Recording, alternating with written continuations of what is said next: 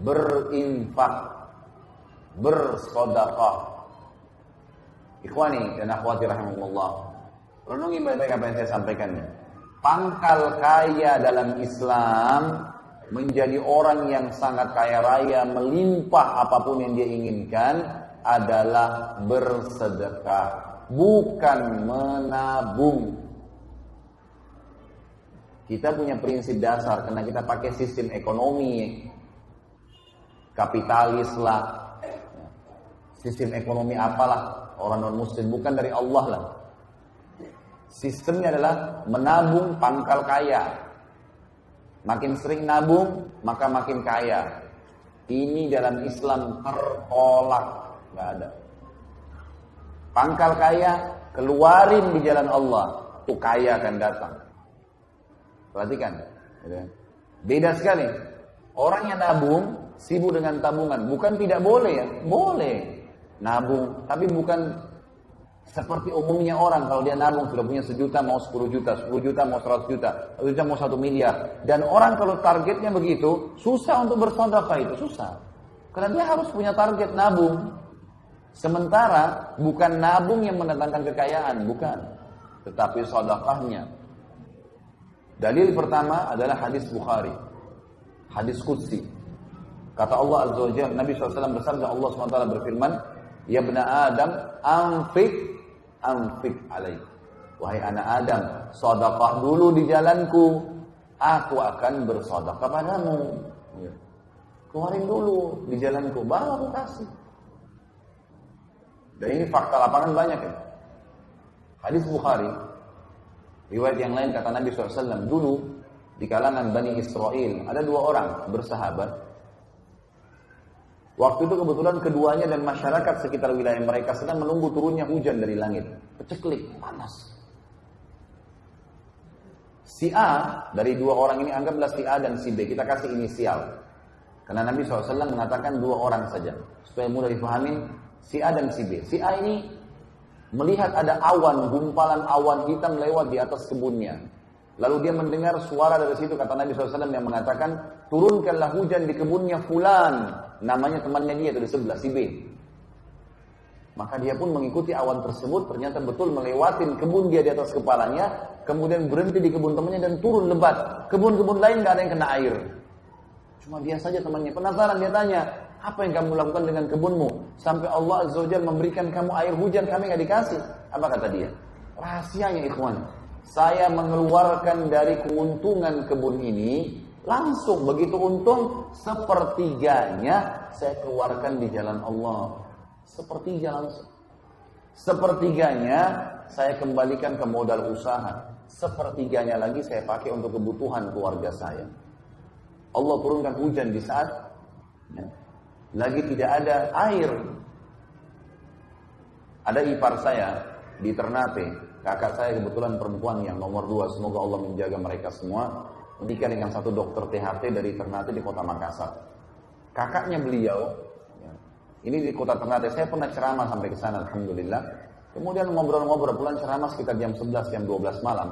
Saya ngobrol-ngobrol sama kakak ipar saya ini. Sementara kami asyik ngobrol, dia lagi tanya beberapa hukum. Tiba-tiba kebetulan rumah mereka masih menggunakan seng, gitu kan. Ada suara ribut, pang gitu. Saya kaget, karena memang suaranya kayak batu yang besar dilempar gitu. Saya nggak tahu. Kemudian dia tertawa, dia senyum gitu. Dia bilang itu suara mangga yang jatuh. Oh iya, di belakang rumahnya ada pohon mangga betul jatuh. Memang suaranya besar sekali, kayak suara batu yang besar gitu. Dia bilang ini mangga. Orang sana bilang mangga madu. Kalau saya tidak tahu di sini, kalau di Jakarta bilang mangga mana lagi. Biasanya kalau dipotong itu ada percik-percik madunya gitu kan, kayak madu manis. Ini mangga madu nih, orang Ternate bilang. Mau coba? Ini masak di pohon. Oh, boleh. Diambillah sama dia, dipotong. Saya makan berdua gitu, sambil ngobrol-ngobrol. Terus ada satu kalimat yang diucapkan sama dia, saya jadikan sebagai bahan ceramah, subhanallah. Dia bilang, ini pohon mangga saya tidak pernah berhenti berbuah sepanjang tahun. Setahu saya, ini kan, setahu sebatas ilmu saya, nggak ada mangga berbuah sepanjang tahun itu. Pasti ada musimnya, gitu kan? Bisa 6 bulan sekali, bisa setahun sekali, gitu kan? Maka dia bilang ini sepanjang tahun. Saya bilang sama dia, kenapa kok bisa? Dikasih bibit tertentu, kan? Atau mungkin di sini lembab, hujan terus. Dia bilang enggak. Pohon mangga saya ini enggak pernah saya larang orang ambil. Pohon mangganya enggak pernah dia larang. Kemudian ikhwani, saya sudahlah selesai pembicaraan dengan dia, istirahat. Besok pagi habis sholat subuh, kemudian sudah mulai agak terbit matahari, saya ke belakang rumahnya pamit. Saya mau lihat pohon mangganya. Pohon mangga itu mungkin tingginya cuma 3 meter. Saya lihat dengan mata kepala sendiri. Dan rumahnya tidak besar, kecil. Subhanallah, pohon mangga itu saya belum pernah lihat seumur hidup saya pohon mangga seperti itu. Pohon yang cuma 3 meter, daunnya lebat, buahnya itu saking banyaknya, dan beratnya itu sampai tergantung mau kena ke lantai, papin bloknya dia. Dan pohon ini ternyata setengahnya pohon itu di dalam rumahnya dia, setengah lagi di luar pagarnya. Gitu. Dia pas keluar, dia bilang sama saya, ini yang di dalam rumah, ini yang saya pakai dengan keluarga saya. Yang di luar tuh tepat seperti setengah, kayak terbagi 2 pohon itu. Setengahnya lagi siapapun lewat mau ambil silahkan. Sampai kadang-kadang pedagang lewat ngambil, dijualin sama dia, dibiarin. Terus saya bilang, oh ini rahasianya. Di Jakarta saya bilang, dan di sini juga saya bilang sama antum sekalian. Bedakan dengan kondisi kita coba. Pohon mangga kita kalau ada buahnya, diapain buahnya? Dibungkus, diikat, kalau perlu tulis, jangan dicabut. Gimana nggak cuma 2-3 buah yang keluar gitu? Susah, pelitnya luar biasa gitu.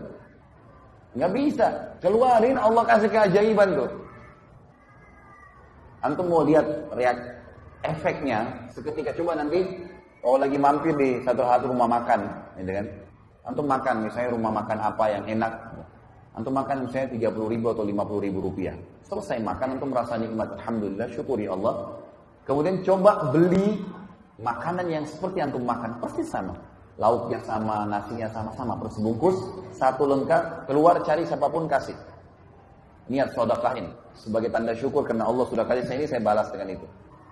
Lihat bagaimana responnya Allah nanti datang rezekinya.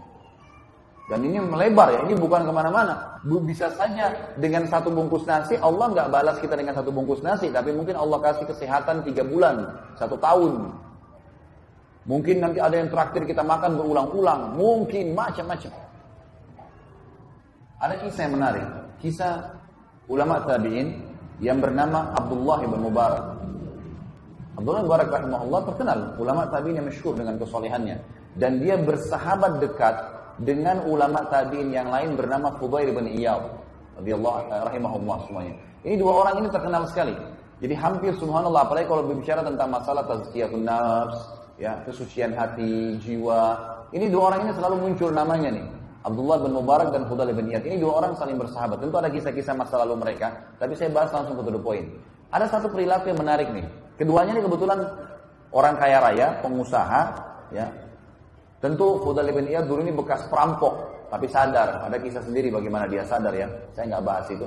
Setelah dia sadar, dia belajari agama, dia mulai hafal Quran, jadi ulama, dan akhirnya jadi pengusaha. Bersahabat dekat dengan Abdullah bin Mubarak. Ada satu tradisi yang mereka lakukan menarik nih. Jadi Abdullah bin Mubarak sama Fudail bin Iyad ini suka janjian. Sholat subuh kita sholat di masjid A, misal contoh. Ya. Kemudian duhur, asar, maghrib kita pisah tempat. Misalnya nanti Abdullah bin Mubarak bilang sama Fudail bin Iyad, nanti kamu duhur, asar, maghrib, kamu sholatnya di masjid B, C, D. Nanti saya sholat di masjid E, F, G. Di Isya, nanti kita ketemu di masjid H. Jadi subuh mereka satu masjid, Isya mereka satu masjid. Jadi 3 waktu sholat mereka pisah. Jadi kalau temannya sholat di masjid ini, dia sholat tempat lain. Untuk apa? Di 3 waktu sholat itu, duhur, asar, dan maghrib, tidak meluangkan waktu terlalu banyak. Habis sholat 5 waktu, khusus saja, mereka itu selalu janjian untuk mencari siapa orang yang masih tinggal di masjid dan ibadah apa yang sedang dikerjakan. Misal, ada orang di pinggir masjid sana lagi baca Quran, didatangin sama dia. Kenapa anda baca Quran? Apa motivasinya? Oh ini. Jadi dia dapat ilmu lagi. Ada orang di sana di ujung sujudnya lama. Ditanya sama dia, kenapa anda sujud lama? Apa motivasinya? Ada yang apa saja ibadah yang dia lihat di masjid itu saja. Kalau nggak ada ya sudah. Tapi kalau ada, duhur, asar, maghrib, nanti isya mereka saling sharing. Nih tadi saya ketemu ini nih, tadi saya lihat begini. Jadi tiap hari selalu dapat kisah-kisah baru gitu dari orang-orang yang melakukan ibadah untuk meningkatkan kualitas ibadah mereka. Dan ini satu perilaku yang luar biasa ya. Saya sarankan ikhwani diri saya dan juga diri antum sekalian. Tentu kalau saya bilang ikhwani, Kalau kita globalkan masuk semua akhwat ya. Jadi ini akhwatnya jangan tersinggung di atas. Jadi ini semuanya ya, kita harus memahami satu poin dalam ibadah, jangan stuck di satu level, tapi kualitas ibadah tingkatkan. Firman Allah Subhanahu wa taala, saya kembali ke kitab bulan Mubarak. Firman Allah Subhanahu wa taala, "A'udzubillahi minasyaitonir rajim. Innallaha la yughayyiru ma biqaumin hatta yughayyiru ma bi anfusihim." Allah tidak akan mengubah keadaan satu kaum sampai mereka mengubah diri mereka sendiri. Apa kata ulama tafsir? Ini dari buruk menjadi baik. Ini sudah umum orang tahu. Misal, dia dari berbuat dosa kepada sadaran taubat. Ini sudah umum orang tahu. Tapi banyak orang tidak tahu, masuk dalam ayat ini, sudah baik menjadi lebih baik. Ini masuk di dalamnya. Kalau antum setelah ikut pengajian sunnah, udah paham sunnah Nabi SAW, kemudian merasa puas dengan ibadah yang sudah dikerjakan, tidak berusaha meningkatkan kualitasnya, maka antum akan stuck di situ nanti. Ikhwani, kita dianjurkan untuk meningkatkan kualitas. Selalu berusaha, jangan pernah berhenti menuntut ilmu, jangan pernah berhenti untuk minta dinasihatin, jangan pernah berhenti untuk selalu meningkatkan apapun yang kita kerjakan. Kalau kita biasa sedekah Rp1.000, sekarang kita sedekah Rp2.000. Kalau kita biasa Rp2.000, kita tingkatkan Rp5.000. Kalau sekarang kita terima zakat, tahun depan bagaimana saya mengeluarkan zakat. Selalu beda orang yang punya target dan dia sudah mulai melangkah, Allah akan mudahin tuh. Yang penting dia ubah dulu, dia mulai dulu, seperti bola salju. Saya kayaknya sadar ini Ustaz umur 35 tahun, 40 tahun. Susah saya hafal Quran. Nggak bisa, jangan bilang gitu. Tidak ada kata terlambat. Mulai dulu, coba dulu. Kita belum coba sudah berhenti, sudah putus asa. Enggak, itu syaitan. Harus begitu. Begini rasionalnya, kalau ada dua orang pegawai, si A dan si B, dua-duanya diterima kerja di satu perusahaan. Dengan gaji tertentu, dengan jam kerja yang sama, juga dengan pekerjaan yang sama misalnya. Bedakan antara orang punya target dengan tidak. Orang yang tidak punya target, ikhwan. Orang yang tidak punya target. Misal si A, dia nggak punya target. Jadi pegawai gaji 2 juta, udah dapat fasilitas sebagai pegawai baju seragam. Udah, dia bilang cukup biasa saya begini. Itu nggak salah. Nggak salah dia. Tetapi beda dia dengan si B. Ini si A tadi ya. Ini si B lain. Si B ini begitu masuk di perusahaan, langsung dia petakan perusahaan itu. Jabatan-jabatan yang ada di situ, jenjang-jenjang karirnya, apa saja syaratnya, fasilitasnya apa, dan dia target mencari yang tertinggi. Maka kita temukan nanti si B ini dan si A 10 tahun kemudian, si A tetap dalam kondisi kerjaannya sampai rambutnya sudah ubanan semua, pensiun itu cuman bekerja di situ saja, nggak naik levelnya. Kita temukan si B 10 tahun kemudian sudah jadi direktur perusahaan. Nah, dia punya target. Kalau antum lagi kuliah di kampus, nilai lulus 10 dan nilai tertinggi 10 dan nilai lulus 6, kalau target kita 10, maka pastikan kita bisa insya Allah dengan izin Allah sampai 10, karena kita akan mulai mencari jalan bagaimana sampai ke 10 kan. Kita akan sampai ke 10 atau minimal dekat dengannya 9 atau 8. Kalau kita targetnya 6, nilai pas lulus, maka yang terjadi kita bisa 6 atau di bawahnya, bisa nggak lulus. Bedain. Kita selalu dianjurkan untuk menaikkan kualitas. Kata Nabi SAW, janganlah seseorang berkata, dulu saya pernah sholat malam. Itu dulu. Dulu saya waktu umur 17 tahun pernah sholat malam selama setahun. Dulu, gak usah khawatir, tercatat, aman. Allah sudah siapkan sekretaris tanpa digaji di pundak kanan kita. Nyatat semua. Gak pakai disuruh, dicatat sama dia. Sampai detail-detail ini dicatat. Menghayalnya pun dicatat. Gak dibayar, gak diapa, gak ada apa-apa. Tapi sekarang, besok, lusa, karena tiap hari punya buku lembaran amal nih, maka harus dipikirin tuh masalah kualitasnya. Inilah yang dilakukan oleh Abdullah bin Mubarak dengan Fudail bin Iyad. Ringkas cerita ikhwani, Abdullah bin Mubarak satu waktu pergi umrah ke Mekah. Sahabatnya Fudail bin Iyad tinggal di Irak. Mereka tinggal di Irak. Waktu tiba di Mekah, kata Abdullah bin Mubarak, saya masuk ke Mekah. Begitu saya mau tawaf, pakai baju ihram, saya lihat di dalam sekitar Ka'bah, masyarakat Mekah lagi mau pada ngumpul. Dan pada saat mereka lagi pada ngumpul, rupanya imamnya Masjid Haram dan juga gubernurnya Mekah pada saat itu mengumpulkan masyarakat untuk sholat istisqa. Karena menurut Abdullah bin Mubarak, dalam sejarah sampai di harinya beliau, belum pernah terjadi air di Mekah kering sampai sumur Zam-Zam pun hampir kering pada saat itu. Kecuali pada saat itu. Maka dia bilang, semuanya diajak sholat. Saya pun ikut sholat istisqa. Begitu selesai sholat, imamnya balik ke hadap ke makmum seperti sunnah Nabi SAW mengingatkan mereka tentang masalah dosa, taubat, agar kembali kepada Allah Azza wa Jalla. Diingatkanlah seperti itu. Maka pada saat dia bilang sementara diingatkan, biasanya kalau doa dan sholat kita diterima, maka minimal mendung, minimal. Panasnya kurang, maksimal turun hujan langsung setelah istisqa. Gitu. Tapi di situ dia bilang saya tidak lihat ada tanda-tanda itu. Tetap terik matahari, panas. Dia bilang, tiba-tiba mata saya melihat ke salah satu sudut pintu Masjid Haram. Di sana ada satu orang yang masuk, kulitnya hitam pekat, bajunya kumuh biasa sekali. Imamannya sudah tua, sudah lusuh. Masuk mencari salah satu sudut Ka'bah yang tidak ada orang sholat di situ.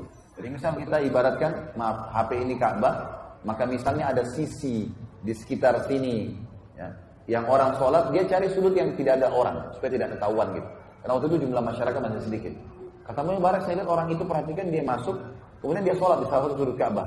Lalu mulailah dia hadap kiblat, dia bertakbir. Kata Abdullah Mubarak, jangan tanyakan bagaimana indahnya sholatnya orang itu. Dari takbir Allahu Akbar, tenang, tumaknina luar biasa. Baca tenang, ruku Allahu Akbar, tenang, dinikmatin semua gerakannya. Karena memang setiap gerakan dan bacaan berpahala, ikhwan. Kemudian sami Allahu liman hamidah, sampai salam indah. Kata Abu Barak, saya belum pernah lihat ada orang sholat seindah itu. Luar biasa. Dan kemudian Abu Barak bilang, saya dekatin. Tapi orang itu tidak tahu lagi didekatin dari belakang. Tiba-tiba orang ini selesai salam, mengangkat tangan ke langit sambil mengatakan, Aqsamtu bika rabbi an tunazzil alaihim matara. Aku bersumpah atas namamu wahai Tuhanku, turunkanlah hujan untuk mereka tuh yang lagi sholat istisqa. Kata Abdullah Mubarak, kejadian aneh luar biasa, ajaib luar biasa. Tiba-tiba mendung, hujan turun, lebat. Orang-orang di sana bersorak gembira, bersyukur sama Allah. Mereka pikir hujan turun karena sholat mereka. Abdullah Mubarak bilang, tapi saya yakin bukan karena mereka, karena orang ini. Dan orang ini subhanallah, begitu saja turun hujan, dia tutup doanya, keluar dari masjid. Nggak ngomong, nggak apa. Nggak bilang, hei ini saya yang berdoa, nggak. Keluar. Abdullah Mubarak ini karena dia selalu cari orang yang lebih soleh dari dia, dikejar sama dia orang itu. Orang ini jalan keluar dari masjid, lorong demi lorong, selesai sampai. Dia datang ke masjid cuma untuk doain orang sebelum turun hujan tuh. Dia datang sampai dia masuk lorong demi lorong, tiba di satu rumah di tengah-tengah pemukiman masyarakat Mekah. Di situ tuh ada rumah besar, di depan pintu rumah ada satu orang badannya besar, kulit hitam juga. Orang ini berikan salam masuk ke dalam. Abdullah Mubarak lihat dari jauh dikejar. Begitu tiba dia berikan salam kepada orang yang badannya besar depan rumah. Assalamualaikum warahmatullahi wabarakatuh. Dia jawab, Waalaikumsalam warahmatullahi wabarakatuh. Kata Abdullah Mubarak, boleh saya tanya? Dia bilang, ya silahkan. Ini rumah siapa? Kata yang di depan pintu, ini rumah saya. Rupanya ini pemilik rumahnya. Abdullah Mubarak tanya, yang tadi masuk itu siapa? Kata yang punya rumah ini, itu salah satu budak saya. Budak bisa diperjualbelikan ya kawan. Mereka penasaran, budak, dia bilang ini. Kata Abdullah Mubarak, boleh nggak saya tanya lagi? Oh silahkan. Bagaimana ibadahnya orang itu? Kata tuannya, jangan anda tanyakan ibadahnya orang ini. Luar biasa. Dia kalau pagi sampai sore menjelang maghrib selalu memberikan hak saya sebagai tuannya. Tidak pernah mengeluh. Satu-satunya budak saya nggak pernah ngeluh orang ini. Nggak pernah ngeluh. Dan malam hari dia tidur beberapa saat, kemudian dia ibadah sholat malam sampai pagi, memberikan hak Tuhannya. Dan yang luar biasa kata tuannya, ini saksi bahasan kita berhubungan dengan poin yang kedua masalah infak. Jadi tuannya bilang, kalau saya memberikan gajinya 2 dirham, kalau kita misalnya hitung dirham itu 5.000 rupiah, berarti 10.000 rupiah saja. 2 dirham gajinya saya kasih, maka gitu kan, dia mengeluarkan 1 dirhamnya untuk orang susah, orang miskin, dan 1 dirham dipakai sama dia. Bisa ditangkap gak maksudnya? Kalau antum terima gaji 1 juta, 500.000 dikeluarkan untuk orang susah. Padahal antum susah.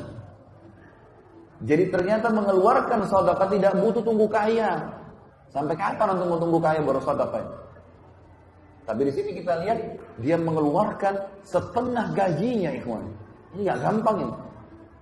Setengah gaji dikeluarkan sementara dia susah. Kata Abdullah Mubarak, itu sebabnya. Boleh nggak saya beli budak ini? Kata tuannya, tuan rumahnya bilang apa? Maaf saya nggak jual, budak ini banyak berkahnya. Maka Abdullah Mubarak bilang, saya Abdullah ibn Mubarak. Cuma zaman dulu nggak ada foto, orang nggak tahu bagaimana wajahnya ini. Cuma dengar nama, ini orang alim, ulama besar nih. Ya, salah satu rujukan tabi'in, belajar dari sahabat langsung. Maka tuannya orang hitam itu bilang, Anda Abdullah ibn Mubarak dari Irak? Dia bilang, iya. Kalau gitu saya jual. Nah, ini orang soleh nggak masalah, dijual lah. Abdullah ibn Mubarak niatnya ingin membawa budak ini kemana? Ke Irak. Ketemu sama temannya, Fudail bin Iyad. Ini ada orang ini luar biasa, angkat tangan ke langit, turun hujan langsung. Satu Mekah semua nggak diijabah, dia diijabah. Di tengah jalan, dalam perjalanan, Abdullah ibn Mubarak tidak ngomong apa-apa. Ini budaknya tanya, wahai tuan, maaf bisa saya tahu kita mau kemana? Gitu ya. Maka Abdullah ibn Mubarak bilang, mulai sekarang jangan kau panggil saya tuan, karena kau tuan saya. Kata budak itu, kenapa Anda bilang begitu? Abdullah ibn Mubarak di sini mengakui kekeliruan kecilnya. Dia bilang, saya menceritakan kepada dia, ya, dan saya menyesal kenapa saya ceritakan. Dia bilang, saya mengatakan tadi waktu lagi sholat istisqa di Masjid Haram, saya ikut sholat dan saya melihat tidak ada tanda-tanda diterimanya sholat kami. Dan saya melihat Anda masuk pada saat itu di masjid. Saya lihat Anda sholat dan saya tahu Anda berdoa kepada Allah dan saya yakin hujan turun karena doa Anda. Budak ini waktu dengar kalimat tersebut mengatakan, apakah Anda melihat itu Tuan? Dia bilang iya. Kata budak ini apa? Bisa Anda izinkan saya sholat 2 rakaat? Kata Abdullah Mubarak, silahkan. Dengar sholat ini pasti bagus nih. Maka yang terjadi budak itu pun kata Abdullah Mubarak berwudu. Wudunya sangat luar biasa, tenang, sempurna semua anggota tubuhnya. Terus hadap kiblat sholat. Dia bilang jangan tanyakan indahnya sholatnya. Sama persis dengan waktu di masjid tadi. Takbirnya tenang, rukuknya tenang. Dia tidak seperti tidak ada orang di sebelahnya. Sholat sampai selesai haknya dikasih. Begitu selesai salam, dia mengucapkan satu kalimat, dia mengatakan, Al-ana ya Rabb. Artinya, sekarang wahai Tuhanku. Tiba-tiba apa ikhwani? Mati orang itu. Meninggal. Budak ini mati. Ini kisah nyata. Ini akan dipindahin dulu. Meninggal orang ini. Abdullah ibn Mubarak periksa, cek, meninggal. Dan cuma berdua di jalan, di padang pasir. Maka Abdullah ibn Mubarak mengatakan, saya pun mengurus jenazahnya. Saya mandikan semampunya, saya kafani semampunya, saya kuburkan di situ lalu saya tinggalkan. Saya pun menuju ke Irak lalu saya bilang sama sahabat saya Fudail bin Iyad, wahai Fudail, demi Allah saya bertemu dengan seseorang di Mekah yang kau sama saya tidak ada apa-apanya ibadahnya. Lalu Abdullah bin Mubarak menceritakan kepada kita nih, dia kan tuannya, dia bilang, kemungkinan besar si budak ini waktu dia berdoa, waktu dia sholat, yang dia sebelum meninggal, dia berdoa dalam sholatnya mengatakan, ya Allah, kalau seandainya ibadahku setelah ketahuan doaku kamu ijabah di masjid itu menjadi riya, matikanlah aku. Kalau seandainya tidak, maka hidupkanlah aku. Makanya dia bilang, Al-ana ya Rabb, sekarang hai Tuhanku, lalu Allah matikan. Dia karena takut riya, maka dia buat seperti itu. Tapi saksi bahasa Tuhan, tidak menunggu kaya raya untuk sedekah, setengah gaji dikeluarin. Dan kalau antum berikan Allah, berikan yang terbaik. Coba, saya mau tes. Jujur tapi ya. Hah? Kalau celengan masjid lewat, antum punya 1000 baru, 1000 tua, yang mana dimasukin? Hah? Senyum-senyum aja nih, gak ada yang nyaut. Banyak orang tidak memahami poin ini. Yang dimasukin 1000 tua. Bahkan kadang-kadang tidak malu subhanallah, dikorek kantongnya cari koin yang paling kecil. Celengannya juga seng, bunyi, tang gitu. Subhanallah.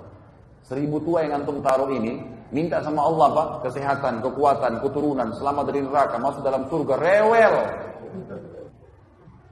Dengan 1000 tua. Bagaimana bisa? 1000 baru masukkan. 1000 tua pakai belanja di luar sana. Karena itu harta antum yang sebenarnya itu.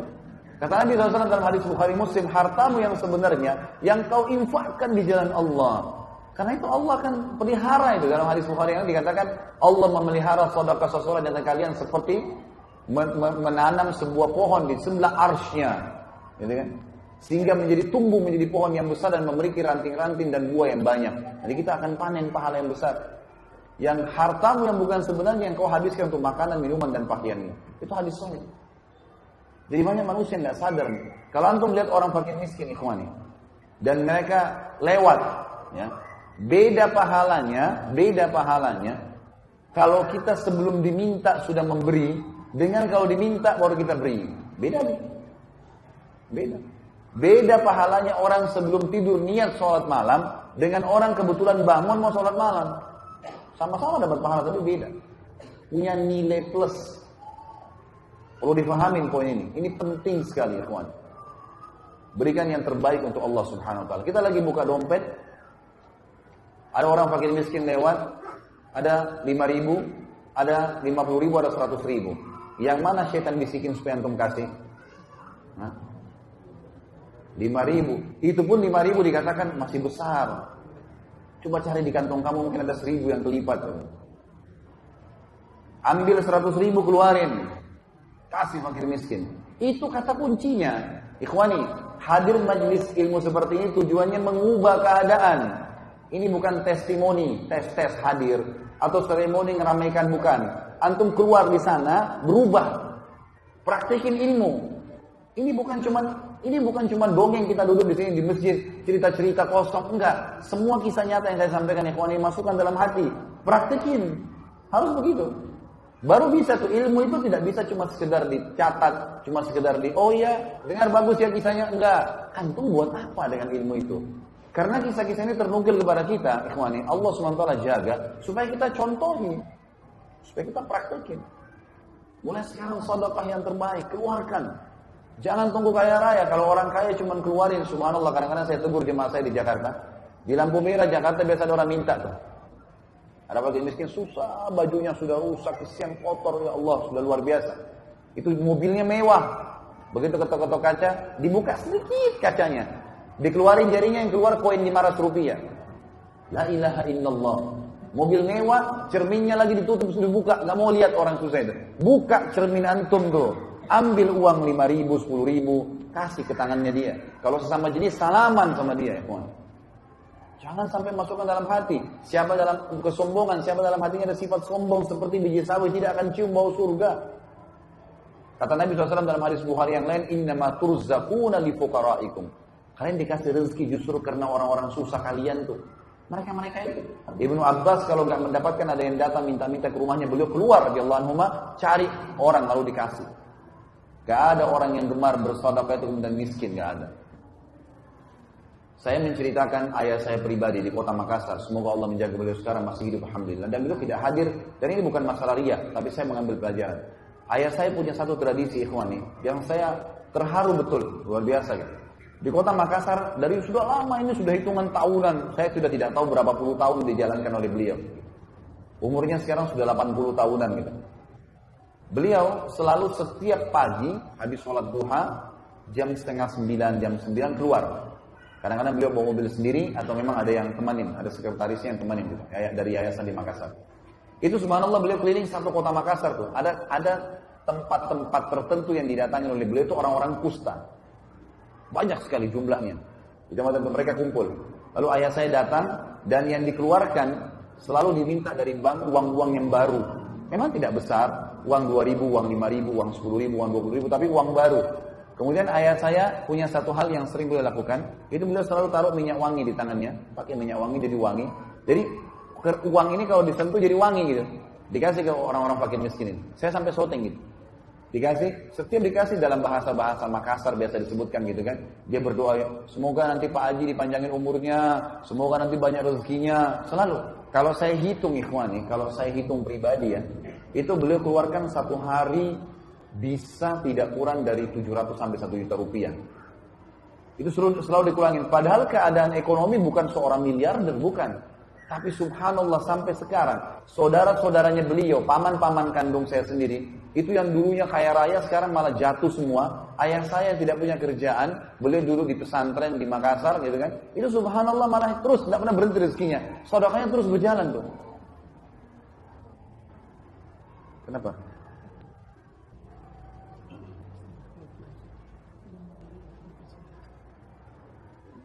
Kenapa? Oh gitu. Baik, kita ambil pelajaran saya dari itu tadi dan karena melihat waktu, jadi saya insya Allah ringkaskan sampai di situ. Baik, kita lihat masalah infak ini.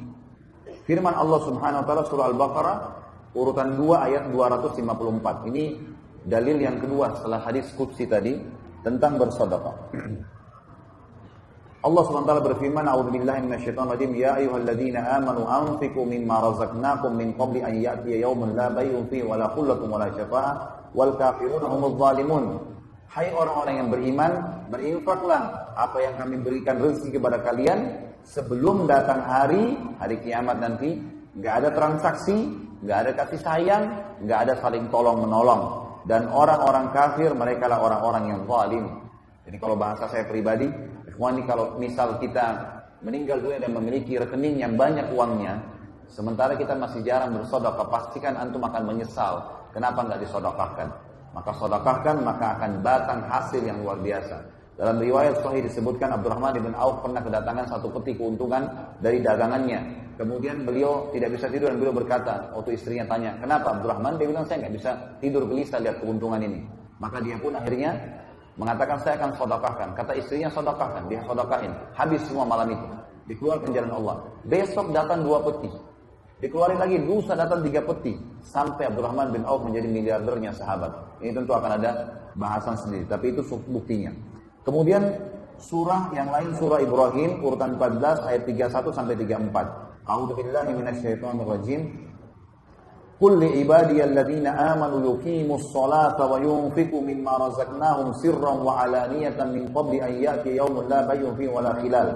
Katakanlah kepada hamba-hambaku yang beriman, mereka dirikan salat, mereka mengeluarkan apa yang telah kami berikan kepada mereka, rezeki, makanan, pakaian, uang dan seterusnya, baik secara sembunyi-sembunyi atau terang-terangan. Jadi kadang-kadang di depan umum ada orang yang minta, nggak mungkin kita nolak, gitu kan? Sebelum datang hari yang tidak ada transaksi dan tidak ada lagi kasih sayang, maksudnya hari kiamat di mahsyar. Kita tahu firman Allah SWT, A'udzubillahi minasyaitonir rajim, yawma yafiru mar'un min akhi wa ummihi wa abihi wa sahibatihi wa bani. Pada hari kiamat orang lari dari saudara kandungnya, dari ibu dan ayahnya, dari pasangan hidupnya dan juga dari anak-anaknya. Karena susah pada saat itu. Maka tidak lagi transaksi. Kata Allah, yang menyuruh kalian sholat dan menginfakkan apa yang kalian inginkan, apa yang kalian dapatkan rezeki supaya bertambah rezeki kalian, Allah bilang, Allahul ladzi khalaqas samawati wal arda wa anzala minas samai ma'an fa akhraja bihi minas thamarati rizqan lakum. Allah lah yang telah menciptakan langit dan bumi dan juga menurunkan dari langit air, kemudian mengeluarkan dengan air itu buah-buahan sebagai rezeki buat kalian. Itu yang menyuruh kalian dirikan sholat dan mengeluarkan infak di jalannya.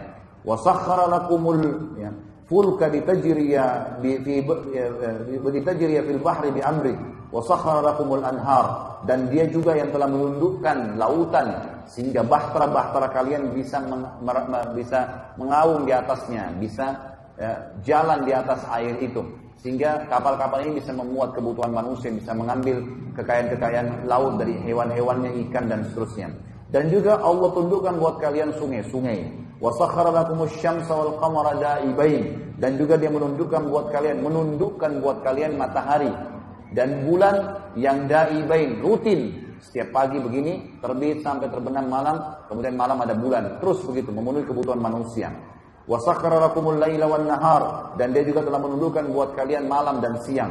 Wa ataakum min kulli ma sa'altumuh, dan dia memberikan kepada kalian semua yang kalian minta. Wa in ta'uddu ni'matallahi la tuhsuha, kalau kalian ingin menghitung nikmat Allah maka kalian tidak akan mampu. Innal insana lazalumun kafar, sesungguhnya manusia itu zalim terhadap dirinya sendiri. Dia tahu dengan bersyukur, dengan bersedekah bisa bertambah, tapi dia tidak mau. Kafar, suka memungkiri nikmat Allah Subhanahu wa taala. Yang ketiga adalah halalan thayyiban, menikmati yang halal dan meninggalkan yang haram.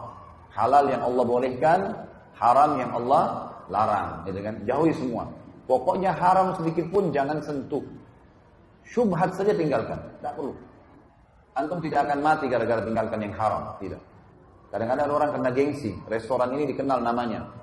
Ini syubhat, mungkin halal, mungkin tidak, tak apa-apa deh, yang penting saya coba, nggak bisa. Sedikit masuk yang haram bisa berbahaya. Ingat sabda Nabi SAW dalam hadis Bukhari, lahmun nabata min suhtin an-naru awla bihi. Daging yang tumbuh dari hal yang haram, maka neraka lebih pantas baginya. Allah Subhanahu wa taala menyuruh kita menikmati yang halal dan thayyib. Halal yang dibolehkan, halal thayyib ini berkualitas. Jadi termasuk mensyukuri nikmat ikhwani dan akhwati adalah kalau kita punya, ada anggur dengan harga 50.000 per kilo, dan ada anggur harganya 100.000 per kilo. Antum mampu beli yang 100 ribu, beli yang 100 ribu, itu bukan mubazir. Tapi itu termasuk bagian dari syukur nikmat. Termasuk bagian dari syukur nikmat. Kita pengen baju, ada baju harga 50 ribu, ada baju 100 ribu. Dan kita mampu beli yang 100 ribu, beli yang 100 ribu, nggak apa-apa. Yang penting, dalam kaidahnya ulama bilang, la ifrat wala tafrit. Ifrat itu terlalu berlebihan, dan tafrit terlalu pelit. Berada di tengah-tengahnya. Tidak perlu juga kita punya 100 lembar baju, tidak perlu juga kita punya 10 mobil, tapi boleh dalam Islam menggunakan kendaraan yang mewah, rumah yang bagus, memakan makanan yang berkualitas, itu semua diperintahkan dalam agama. Pernah Abu Hanifah kedatangan seseorang muridnya, yang berantakan bajunya, rambutnya juga berantakan, hadir di majelisnya. Abu Hanifah rahimahullah seorang ulama mazhab 4, salah satunya dan terkenal dengan kekayaannya. Beliau pedagang, pemasok terbesar di Irak waktu itu, sutra, kain sutra. Imam Abu Hanifah selesai bubar pengajian, melihat orang itu masih ada lalu dipanggil. Kata Imam Abu Hanifah rahimahullah, coba kamu ke mihrab, angkat sejadah saya, ambil apa yang dibawa sejadah. Maka orang ini pun datang, mengangkat, ternyata di bawah ada sekitar 500 dirham uang. Lalu kata orangnya di bawah, ini imam. Imam ini kayak kita sekarang kiai atau guru gitu. Ini, kata Abu Hanifah, ambillah, perbaiki keadaanmu. Ambil. Imam Abu Hanifah mau sedekahkan gitu. Orang itu tiba-tiba mengatakan kalimat yang aneh gitu. Dia bilang, tapi saya orang kaya imam, saya nggak butuh. Kata Abu Hanifah, kalau begitu, melihat keadaannya dia berantakan, bajunya kotor, rambutnya berantakan. Maka Imam Hanifah mengatakan, mana kau dari sabda Nabi SAW? Inna Allah yuhibbu an yara athara ni'amihi ala abdi. Allah suka melihat bekas nikmatnya pada hambanya. Jadi di sini kita dibolehkan. Jangan pernah antum mengatakan dengan pakai baju kumuh, baju kotor, makan roti kering bagian dari Islam. Sama sekali tidak.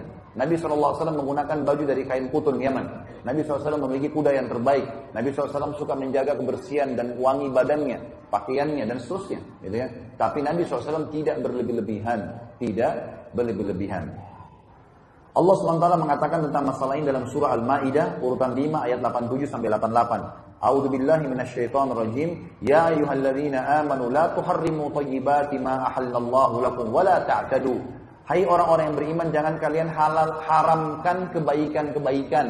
Maksudnya gara-gara mau perhitungan akhirnya tidak mau beli makanan yang lebih enak. Enggak boleh, asal jangan beli berlebihan, jangan mubazir, gitu kan? Jangan kalian haramkan kebaikan-kebaikan yang telah Allah halalkan buat kalian, dan jangan ta'tadu, jangan beli berlebihan. Innallaha la yuhibbul mu'tadin. Allah tidak suka dengan yang berlebihan. Wa kulu mimma razaqakumullahu halalan thayyiba. Makan, minum, nikmatin apa yang telah Allah siapkan sebagai rezeki yang halal, yang boleh dan thayyiba, yang berkualitas. Wattaqullaha alladzi antum bihi mu'minun. Bertakwalah kepada Allah yang kalian kepadanya beriman. Dalam surah An-Nahl urutan 16 ayat 114. Allah SWT juga berfirman, A'udzubillahi minasyaitonir rajim. Faqulu mimma razaqakumullahu halalan thayyiban washkuru ni'matallahi in kuntum iyyahu ta'budun. Makanlah dan minumlah apa yang telah Allah jadikan sebagai rezeki kalian yang halal, yang dibolehkan saja, dan thayyibah, serta yang berkualitas. Dan bersyukurlah, syukuri nikmat-nikmat Allah itu kalau kalian kepadanya menyembah.